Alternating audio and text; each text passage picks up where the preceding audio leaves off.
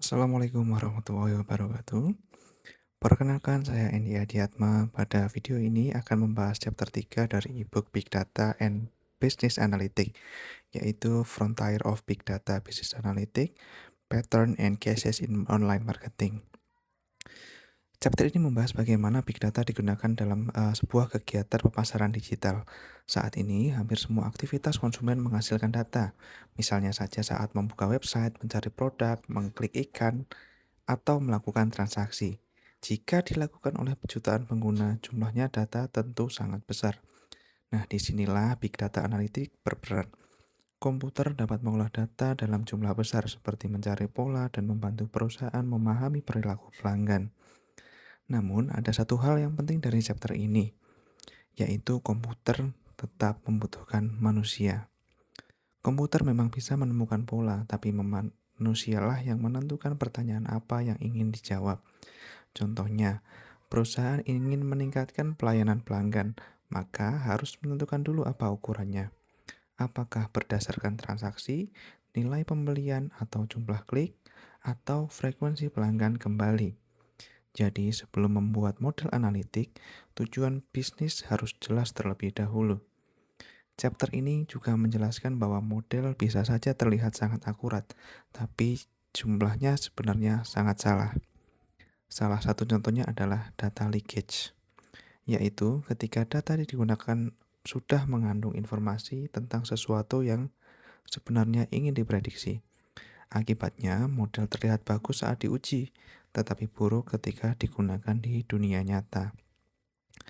Karena itu, analis tetap dibutuhkan untuk memahami apakah hasil model benar-benar masuk akal. Dalam penerapannya, Big Data Analytics banyak digunakan untuk online marketing. Salah satunya recommendation system. Sistem ini digunakan untuk memberikan rekomendasi produk berdasarkan pola perilaku pelanggan. Contohnya, ketika produk yang direkomendasikan kepada kita di platform digital bisa berbeda dengan pengguna lain karena sistem mempelajari data masing-masing pengguna. Selain itu, Big Data juga digunakan dalam segmentasi dan retensi pelanggan, yaitu mengelompokkan pelanggan berdasarkan karakteristik dan perilakunya, serta mengetahui pelanggan yang berpotensi meninggalkan layanan. Chapter ini juga membahas customer lifetime value. Artinya, perusahaan tidak hanya menilai pelanggan dari satu transaksi, tetapi dari nilai pelanggan dalam jangka panjang. Misalnya, ada pelanggan yang berbelanja besar hanya satu kali, dan pelanggan yang berbelanja lebih kecil tetapi rutin. Dalam jangka panjang, pelanggan yang rutin bisa saja lebih bernilai.